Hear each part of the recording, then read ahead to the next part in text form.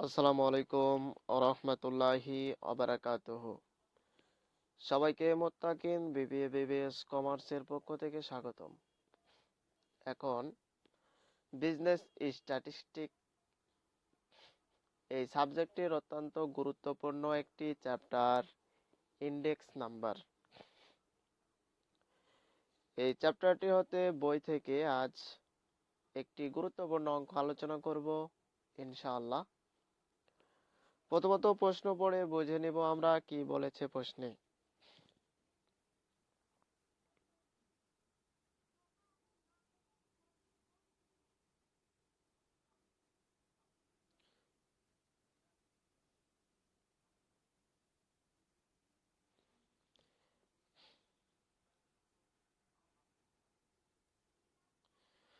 প্রশ্নে বলা হয়েছে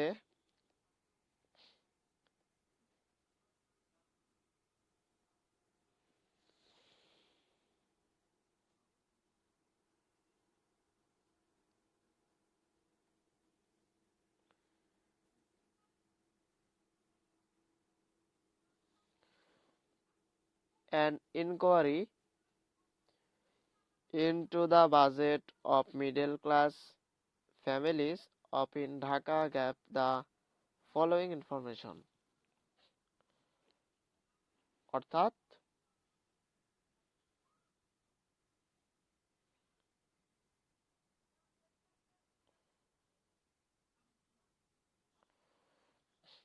ঢাকার একটি মধ্যবিত্ত পরিবারের 2 বছরের খরচ বা 2 বছরের যে বাজেট আছে সেই বাজেট তথ্য নিচে দেওয়া আছে।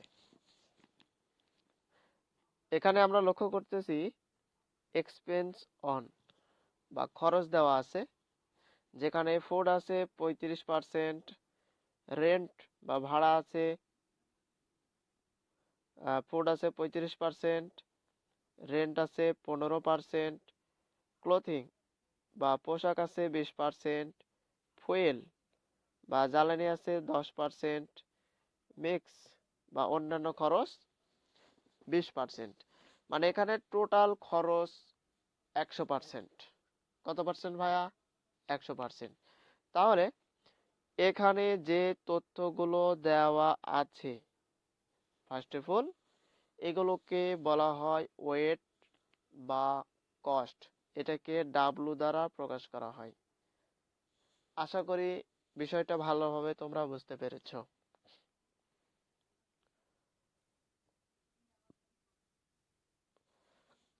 তারপর যে তথ্যগুলো দেওয়া আছে এখানে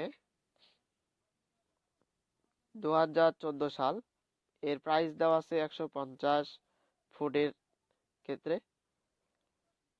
রেন্ট বা ভাড়া 50, ক্লোথিং বা পোশাক 100, ফুয়েল বা জ্বালানি 20, মিক্স বা অন্যান্য খরচ 60। এবং 2015 সাল ফুড বা খাবারের ক্ষেত্রে দেওয়া আছে প্রাইস 174, ভাড়া দেওয়া আছে 60, ক্লোথ বা পোশাকের ক্ষেত্রে 125, তারপরে ফুয়েল বা জ্বালানির ক্ষেত্রে 25 এবং অন্যান্য খরচ বা অন্যান্য প্রাইস 90। এখন আমাদেরকে কি প্রশ্ন করেছে এই ছক থেকে, এখন আমরা সেটা জানবো। আমাদেরকে বলা হয়েছে what change in the cost of living figure of 2015 have taken place as compared two 2040।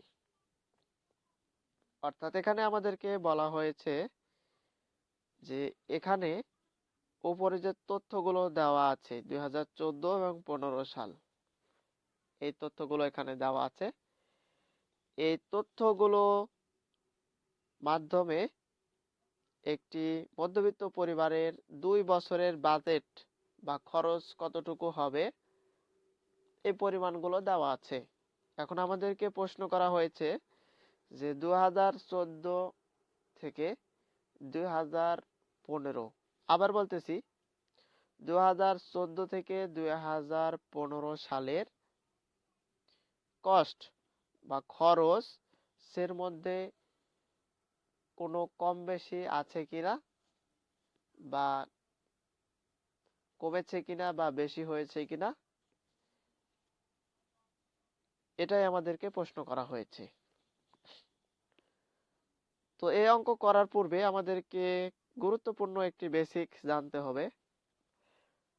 এটা কিন্তু কস্ট লিভিং ইন্ডেক্সের অঙ্ক। অর্থাৎ ফার্স্ট অফ অল আমরা কি করব, প্রথমত আমরা কস্ট কস্ট ইন্ডেক্স নাম্বার এই ফর্মুলা প্রয়োগ করব। কস্ট, যেটাকে সি দ্বারা প্রকাশ করা হয়, equal to summation W I divided by summation W. এখন এখানে যে তথ্যগুলো দেওয়া আছে প্রশ্নে, এখানে কোনটি দ্বারা আসলে কি বোঝায়? তো প্রথম যে বছরটা দেওয়া আছে 2014 সনের, এটা হচ্ছে প্রাইস অফ বেস ইয়ার। এবং 2015 সালে যেটা দেওয়া আছে, এটা প্রাইস অফ কারেন্ট ইয়ার। আমরা জানি কারেন্ট ইয়ারকে ছোট হাতের এন দ্বারা প্রকাশ করা হয়, অর্থাৎ পিএন এর মান দেওয়া আছে। আর উপরে যেটা দেওয়া আছে এটা হচ্ছে P0, অর্থাৎ base of price of base year. আশা করি এই দুইটি তথ্য তোমরা ভালোভাবে বুঝতে পেরেছো। এখন আমাদের যে কাজটা করতে হবে মূলত কি সেই কাজ, ভালোভাবে লক্ষ্য করো ভাইয়া, খুব গুরুত্বপূর্ণ একটা অঙ্ক।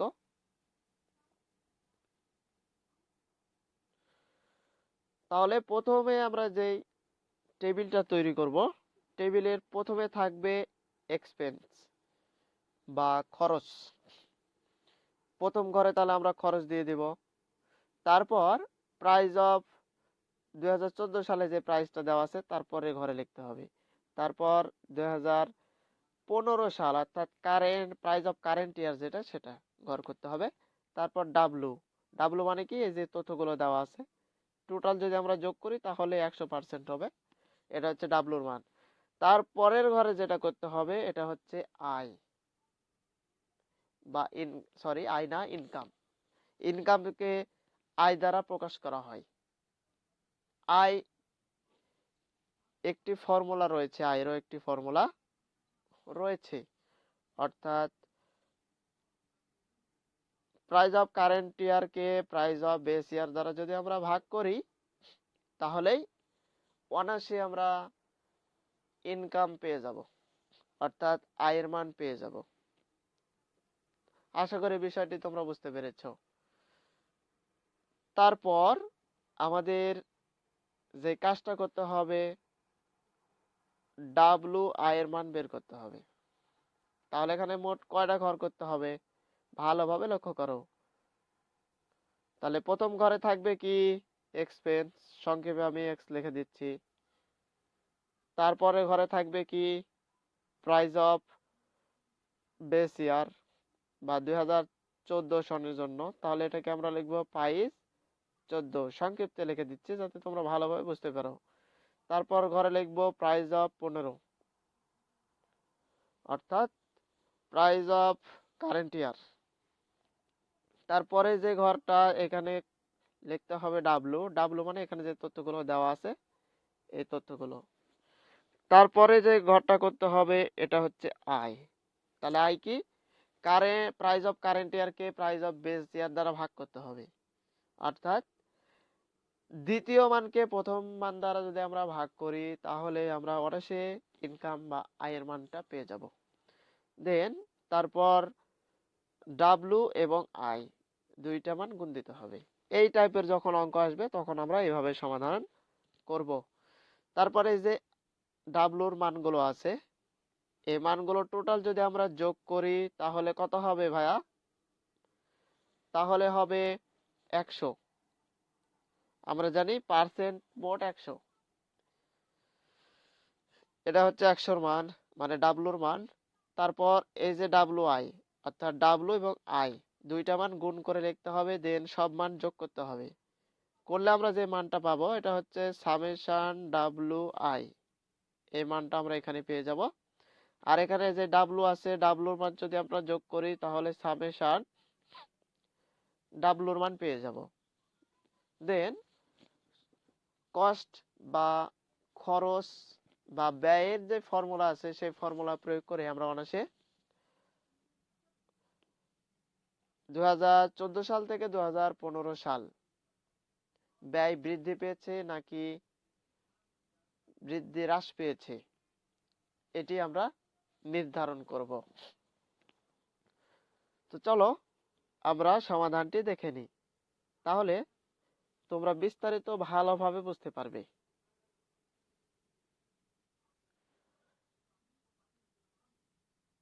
তো আমরা এখানে লিখে নিব যে কথাগুলো তোমাদেরকে এতক্ষণ আমি বললাম, তোমরা এখানে সুন্দর করে লিখে নিবা। কি লিখে নিবা? Determination cost of living index number, let ধরি P0 এটা হচ্ছে প্রাইস অফ বেস ইয়ার 2014 সনের জন্য, PN প্রাইস অফ কারেন্ট ইয়ার 2015 সালের জন্য। তারপর ডাব্লু মানে ওয়েট বোঝায়, এটা হচ্ছে পার্সেন্টেজ অফ এক্সপেন্ডিচার।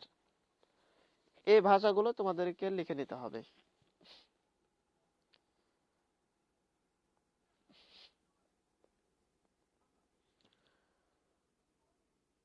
তো সর্বপ্রথম আমরা যে কাজটা করব, ফর্মুলাটা লিখে নিব।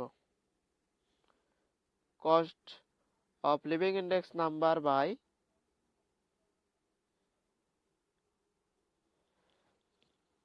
Using family budget method. Family budget মেথডের ফর্মুলাটা হচ্ছে এটা, equal to summation W I divided by summation W. একটু আগেই যে বিষয়টি তোমাদেরকে আমি বুঝিয়ে দিয়েছি।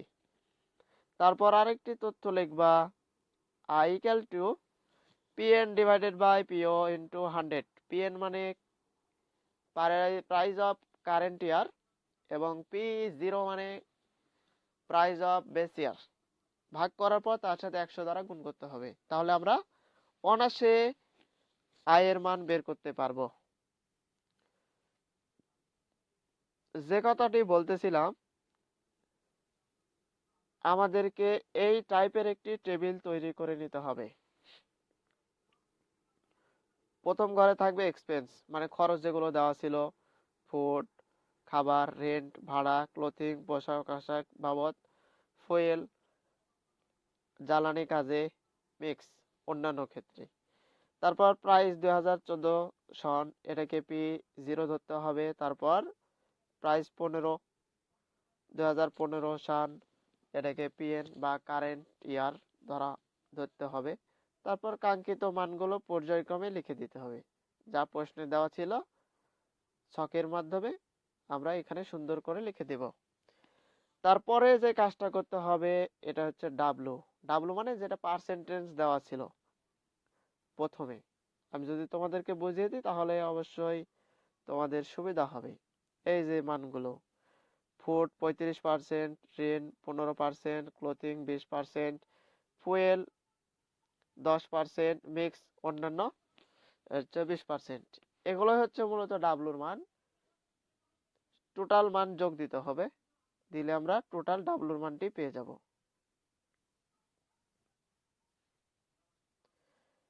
তাহলে প্রথমে 35% ছিল, এই জন্য 35, 15% এই জন্য 15, 20% এই জন্য 20 লিখবো, 10% 10, 20% 10। তারপর এই টোটাল মান যোগ করতে হবে, যোগ করলে আমরা মান পেয়ে যাব সামেশন ডাব্লু ইকুয়াল টু 100।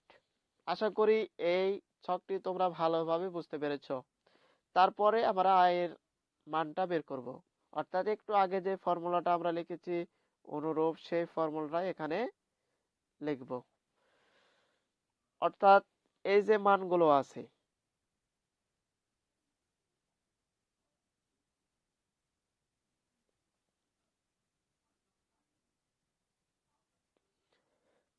এখানে যে মানটা আছে এই মানকে এই মান দ্বারা ভাগ করতে হবে, করে তার সাথে 100 দ্বারা গুণ করতে হবে। করলে আমরা পেয়ে যাব কত? 116। অনুরূপভাবে 60কে 50 দ্বারা ভাগ করে 100 দ্বারা গুণ করলে আমরা পেয়ে যাব 120। তারপরে 125কে 100 দ্বারা ভাগ করলে আমরা পেয়ে যাব 125।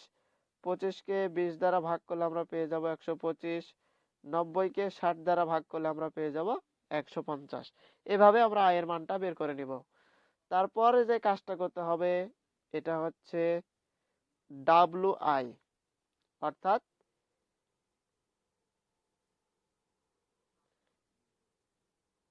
এই ঘর এবং এই ঘর, অর্থাৎ দুইটা গুণ করে এখানে লিখে দিতে হবে।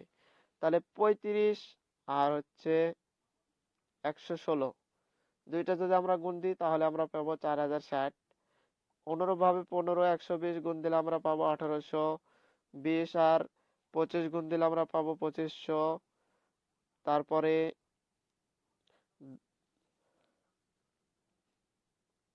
10 আর 125 গুণ দিলে আমরা পাবো 1250। 20 আর 150 গুণ দিলে পাবো 3000। তারপরে এই টোটাল মান যোগ করতে হবে, যোগ করে নিচে লিখে দিতে হবে। তাহলে এটা কিসের মান? এটা অবশ্যই WI এর মান। তাহলে টোটাল যদি আমরা যোগ করি তাহলে সামেশন ডাব্লুর মান পেয়ে যাব 12610। আশা করি এই টেবিলটা তোমরা ভালোভাবে বুঝতে পেরেছো। যদি ফ্যামিলি বাজেট সম্পর্কিত কোনো প্রশ্ন হয় তাহলে আমাদেরকে এই ছকটি করে নিতে হবে।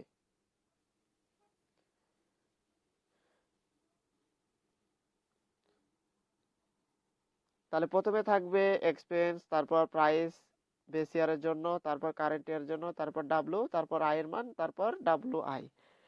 তাহলে এখানে মোট কয়টি ঘর?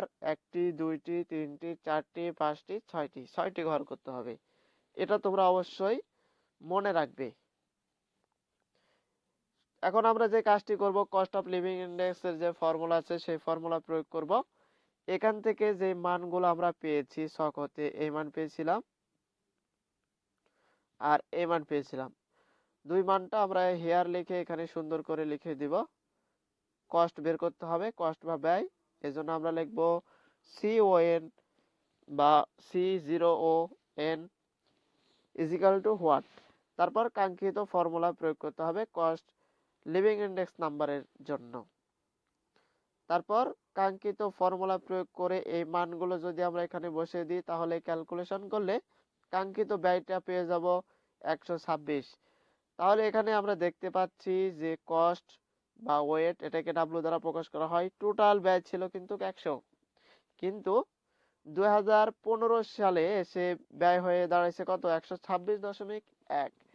তাহলে আমরা এখান থেকে বুঝতে পারতেছি যে বিগত সালের চাইতে বর্তমান বা পরের যে সাল আছে সেই সালে খরচটা বেশি হয়েছে। তাহলে বেশি, এটার ইংরেজি কি? বেশি বা বৃদ্ধিপ্রাপ্ত, এটার ইংরেজি হচ্ছে ইনক্রিজ। তাহলে আমরা কিছু মন্তব্য করে নিব এখানে। কি সেই মন্তব্য? তোমরা লিখে নিবা কমেন্ট, মন্তব্য হেয়ার। এখানে কস্ট লিভিং ইন্ডেক্স ইনক্রিজ বা বৃদ্ধিপ্রাপ্ত কস্ট লিভিং ইন্ডেক্স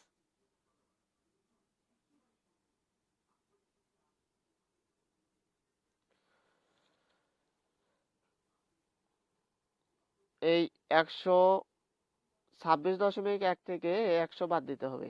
তাহলে কত হবে? 26.1%। এটাই হচ্ছে 2014 সাল থেকে 2015 সাল বৃদ্ধি পেয়েছে। আশা করি অঙ্কটি তোমরা খুব ভালোভাবে বুঝতে পেরেছো।